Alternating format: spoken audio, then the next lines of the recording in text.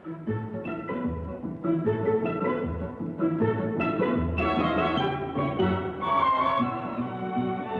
is your name, please? My name is George Myers. My name is George Myers. My name is George Myers. Only one of these men is the real George Myers. The other two are imposters and will try to fool this panel. Tom Poston, Peggy Cass, Orson Bean, and Kitty Carlisle on To Tell the Truth with your host, Bud Collier.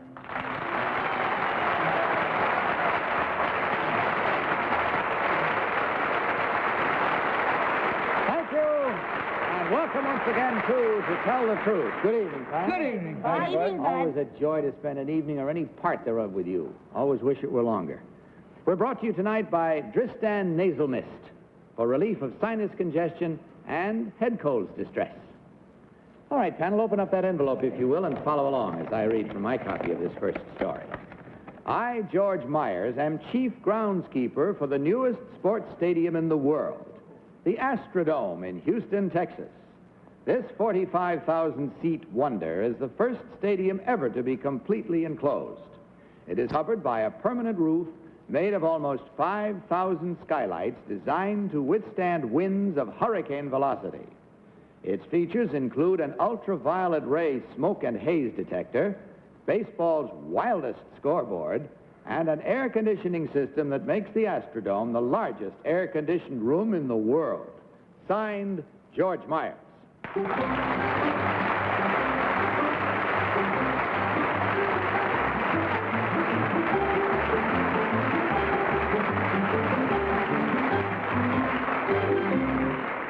Incidentally, those red spacesuits they're wearing, as well as the helmets, are actually the official uniforms of the groundskeeping crew at the Houston Astrodome.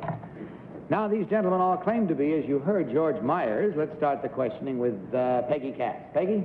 Thank you, Bud. Mr. Myers, number 3, a certain sort of a hit that's usually an out has become a safe hit at your stadium. What would you say that was? Excuse me, would you repeat? Well, I mean, oh, gee, A certain hit of the ball has become, used to be an out in baseball. An It's now easy become out a safe hit. Oh, well, Yes. I just thought the fly balls were dropping in there for hits like nobody's business. But number 2, how many panels in your Astrodome? Oh, there are quite a few thousand. That's not my responsibility. The ground is my responsibility. Number 1, what did you do to the panels lately? Painted them. Yes. Number 3, what color did they used to be? They were glass, clear glass. No. But number 1, what color are they now, number 1? White, off-white. Oh, number 3, how's the grass doing in the infield? The grass is doing all right. We're going to have to watch it. Orson B. Number 3, I heard you were going to get some Jiffy brand plastic Undertaker's grass in there. Is that true? Or some Well, with the painting of the dome, we're going to have to, as I said a moment ago, we have to watch it, and we could get artificial grass. You might grow mushrooms for fun and profit in there before you. Number 1, tell me about the ultraviolet ray. Could you everybody get a tan there for double the price of the money? I mean, what? I don't hardly think so. No? All right, number 1 again. What have you done about the difficulty in seeing the pop flies there? Is the off-white color fixing it up okay? They're doing a fine job. All right. You fellas, number 2, do you entertain or anything, or just do you go around with a stick with a pin on the end of it, or how do you police up the area in those things? Well, I see that other people do it. Oh, well, that's He's class. the head man. That's a Kitty good kind of Carlisle. job. Number 1, why do you need grass anyway? I did not, What? Is that wrong? No, honey. I didn't understand it. This is not polo, you know. I must explain that Kitty is our staunchest baseball enthusiast. I wanted to know why you need grass anyway. Well, it makes the baseball diamond look pretty. Ah, very good answer. Number 2, what is the haze detector for? Why do you have to know if there's a haze? So that you'd lose balls in it if it was too hazy. You couldn't see. This thing is covered over. Thank you. Number 3, how many on your staff? 11. What are their duties? Well, we have to prepare the diamond, make the foul lines, make the pitcher's mound, the batter's box. Thank you. Tom Poston. Number 2, you look like a fairly sensible human being. Suppose you're a liar, for instance. How'd they get you into this crazy rig? I simply was with another team ahead that went there, and I was an electrician ahead of that, and then I went into groundskeeping in charge of it, and then when they got the franchise at Houston, I went with it. You play your cards right, you can really draw him out, you know? Number 1, have you ever thought about using Johnson grass down there in that infield, being that you're from Texas? You know what Johnson grass is, number 1? It'll get too tall.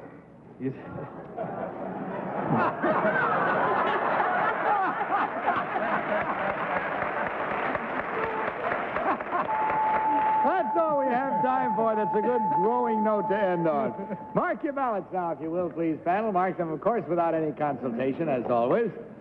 And mark them for number 1, number 2, or number 3. Team of challengers will, of course, receive $250 for every incorrect vote. Are all ballots marked? Oh, quickly this time. All right, Tom, for whom did you vote? I voted for number 1. I don't think you could get him into that rig if he wasn't the real one. He's got to be. Peggy Cass. I voted for number 1. I've spent quite a lot of time in Texas, and he seems like a real Texan to me. Orson? Well, they're all fine. I think any one of them could beat the Russians to the moon, but I picked number 1 because of that crack about the tall grass. I never knew a Texan who didn't work in something about that what they had was bigger and better than everybody else. Kitty Carlisle. Well, as the sports expert on the panel, I also voted for number 1. Well, unanimous. That's been good to you, that's been bad to you. Let's find out how it is this time. All 4 for number 1. Let's find out now which one of these gentlemen, in truth, is George Myers. Will the real George Myers please stand up?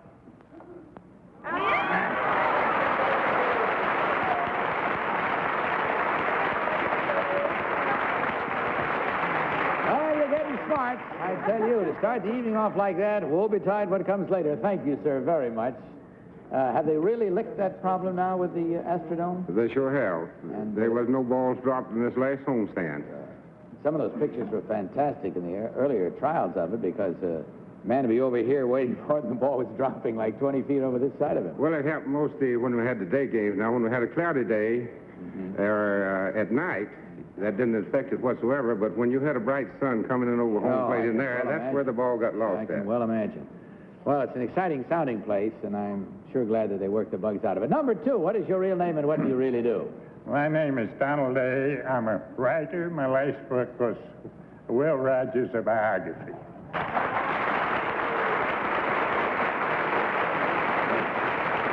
And number 3, what is your real name and what do you do, sir? My name's Ed Roeder, and I'm a commander in the United States Navy. Well, we checked the score. We find there were no incorrect votes, but in that case, there's still $150 coming your way. On your way out, of course, you'll receive a gift package of all the fine products from the makers of Tristan. We hope you enjoyed your visit to us as much as we enjoyed having you here, gentlemen. Thank you. Good night, and God bless you.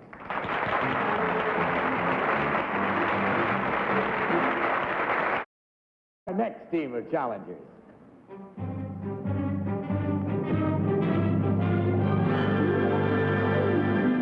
What is your name, please?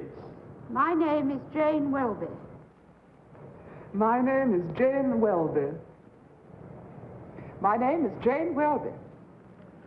Now, panel, you may follow along with your second copy of the original which I have here. Follow with me. I, Jane Welby, am manager of the Winston Churchill Pavilion at the New York World's Fair. The sponsors of the pavilion considered me well qualified for the job, since for the 6 years before and during his second tenure as Prime Minister of England, I was Sir Winston's personal secretary. Signed, Jane Welby.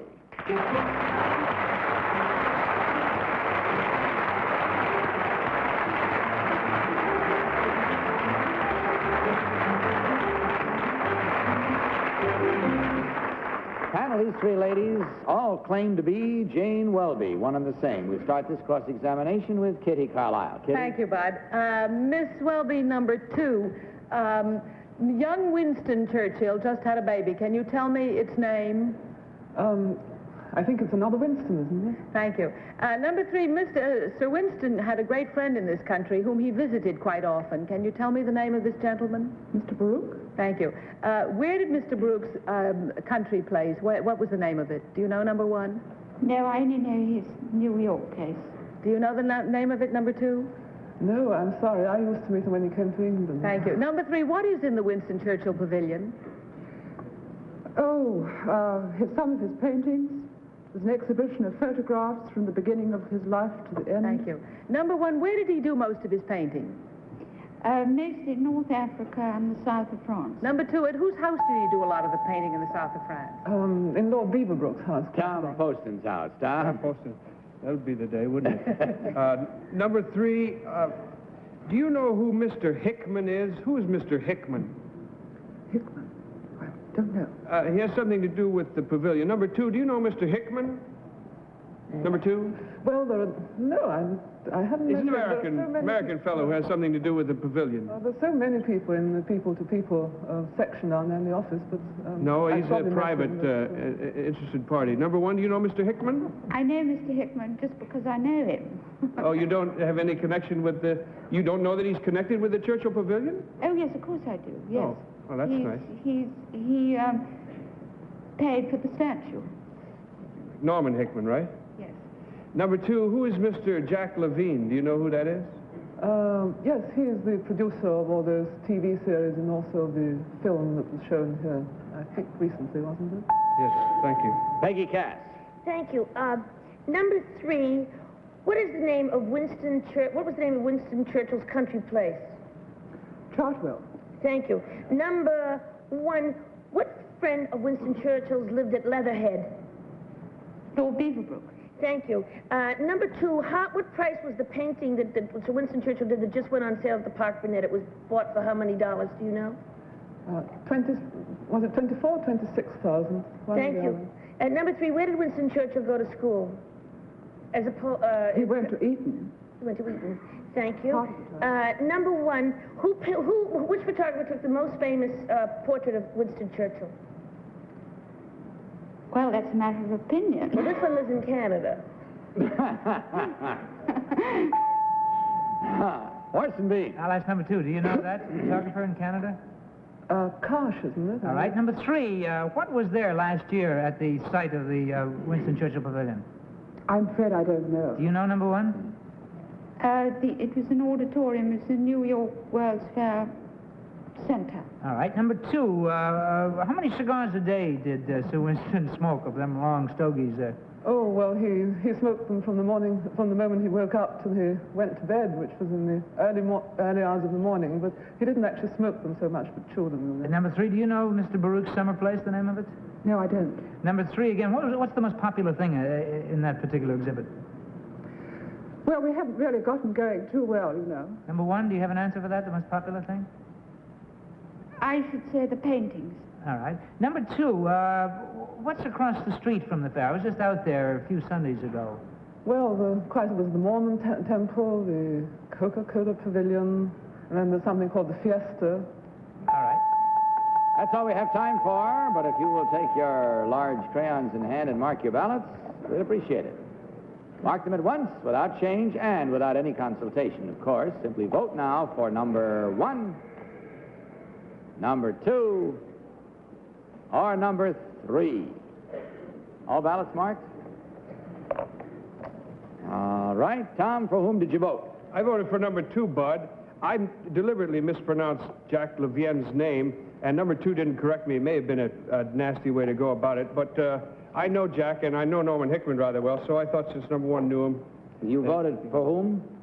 What did I say here? You said 2. Said you voted... I said I didn't vote for 2 because... No, you said you did vote for number 2. You probably meant to say you didn't vote for number 2. You said Doubtless I meant to say I didn't vote, since, in fact, I didn't vote for number 2. All right. Peggy Cass.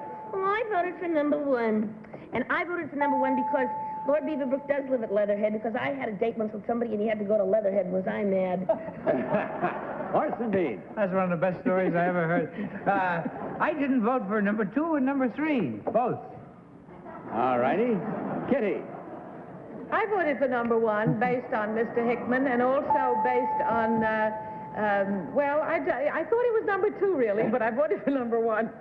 Well, again, you're unanimous for number 1. Let's see how it works again for you this time. You haven't been this unanimous in a long, long time. However, that's it. The votes are in, and there they have it with the reasons given. Let's find out now. Which one of these ladies, in truth, is Jane Welby? Will the real Jane Welby please stand up? You're getting too smart.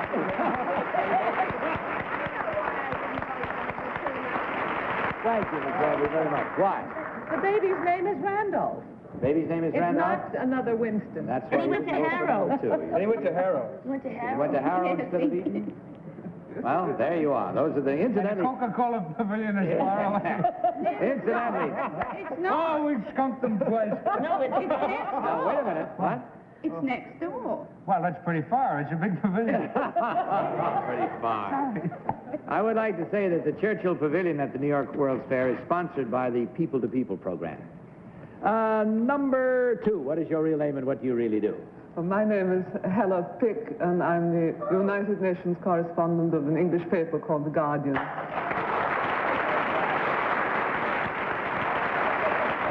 number 3, what is your real name and what do you do? I'm Audrey Wall-Jones, and I work for Management and Marketing Institute here in New York City.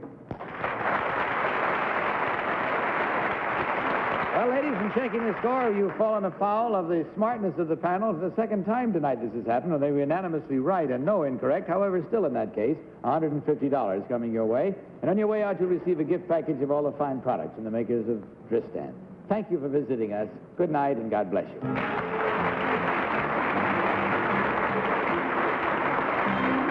Right now, let's take time out for a brief film. We'll be back in a minute. Team of challengers.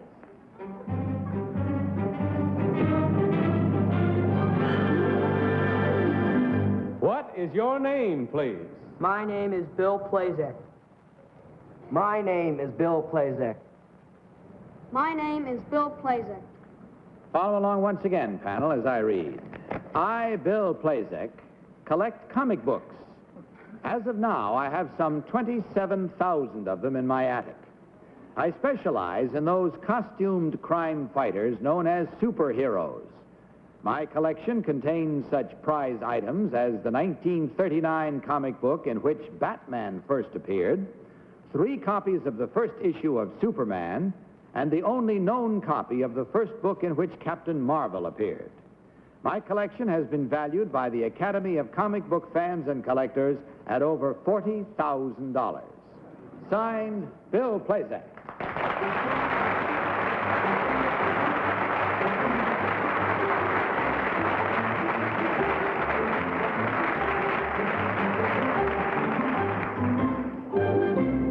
Three young men all claim to be Bill Plazcek. And we'll start this questioning with Orson B. Orson? Number 2, what metal can destroy Superman? Kryptonite. Very good. Number 3, who is Dr. Hewer? Number 1, Dr. Hewer. I think it was a companion of Buck Rogers. Number 2, who are Killer Kane and Ardela? I don't know. All right, number 1, who is Lothar? Lothar? Lothar. I don't know. Who is Punjab, number 1? I don't know. Lothar, number 2.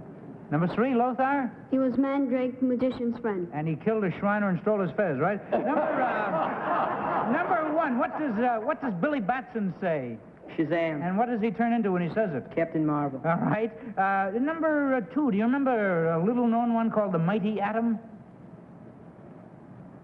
All right, number 1, who was the nemesis, the archenemy of the Flash? Kitty Carlisle. Number 2, if you've spent all this time reading comic books, what grade are you in school? I'm in 9th, but I don't read all of them I have. Oh, that's a blessing. Number 1, what happened to Marvel that he disappeared? There was a lawsuit between another company and Marvel. And he disappeared? The Superman comics stayed. Number 3, how long did it take you to collect 20,000, I can hardly say 27,000 comic books? About 5 years. Number 2, how did you get this collector's item of 1939? Well, there was this collector, and he had actually given me his collection. He lost interest in comics. How old was he? He's now about 40. Tom Poston. I just got tired of them. Number 3, where'd you get your collection started? I got it from Uncle Jay. From your uncle? Yes. How old is your uncle? He's about 50. Oh, well, he's way past. Tell me, young man, do you have to pay property taxes on this collection you have, number 3? No, I don't. Do you, number 2? Nope. What is involved with the U.S. government and you and $40,000 worth of comic books, number 1? Nothing at all. There will be after this program. Number 1, whom does Junior consort with? Dick Tracy? I guess so. Peggy Cass. Number 3, where do you keep all these comic books? 40,000 comic books. I have some in my attic in metal file cases, some in the hall, and some in bookshelves down below. Boy, your mother must be thrilled. Number 2, what started you on this? It was an odd collection. Nobody else has ever started collecting comic books, so I figured I'd start. But number 1, then where are you going to get a buyer if you're the only big collector? I mean, 40,000, it's only worth 40,000 if somebody will give you 40,000. Oh, well, there are many other collectors. There's about over 2,000 in the country. And do you think you could really scare up $40,000 on this collection? Yes, ma'am. Wow. Well, I bet your mother doesn't mind after all. That's all the time we have. So, draw your cartoons in any way you like, but mark your ballots, if you will, please, at once. No changes once you've marked, of course, and no consultation. Yeah. Vote for number 1, number 2, or number 3.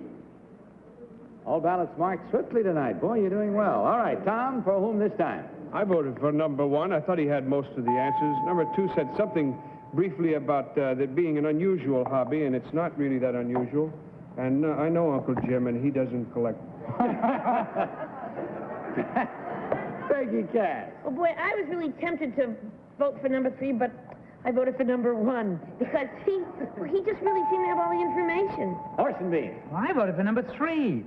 He knew who Lothar was, and Lothar is indeed the right hand of the Phantom. Number 1 didn't know who Punjab is, who was the guy that used to protect Little Orphan Annie from the asp before the asp turned good. But on the other hand, Little Orphan Annie ain't a superhero, so maybe I was thrown off. I still voted for 3. Kitty Carlisle. Oh, if I'd had your information, I wouldn't have done what I did, but I voted for number 1 because I thought he had most of the answers, although number 3, they were all remarkable. It's been interesting. You've been on a number 1 kick tonight, all of you. This is the first time one has broken out of it with Orson voting. There was 3 for number 1 and 1 for number 3. Let's go with that. Find out immediately which one of these 3 young men, in truth, is Bill Plazcek. Will the real Bill Plazcek please stand up?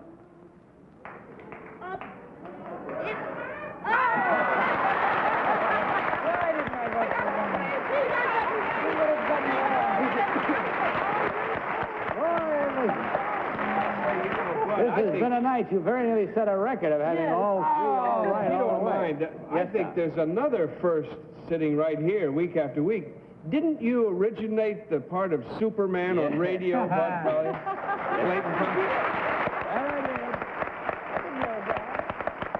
Yep, for 14 years. All the time was on radio, as a matter of fact, and kids in the neighborhood used to come around and say, lift your car.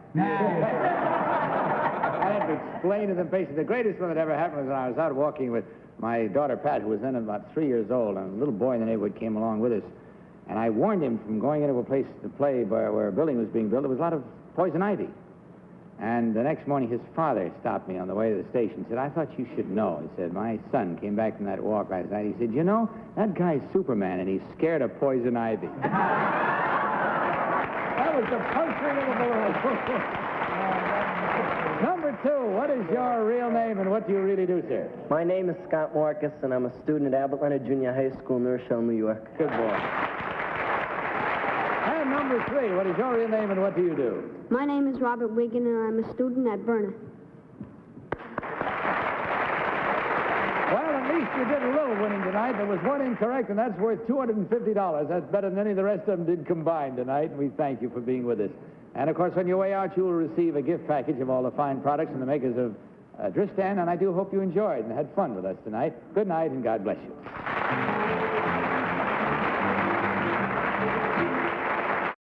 smart for your own good. Good night, Sam. Good night. Rest easy on those laurels. Good night to all of you.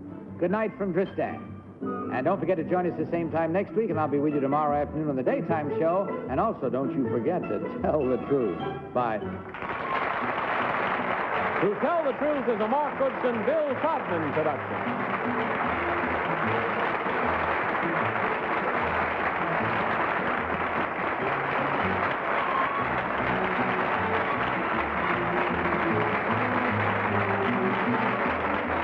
To Tell the Truth has been brought to you tonight by Anacin, the headache tablet to relieve pain. So relax tension, calm nerves.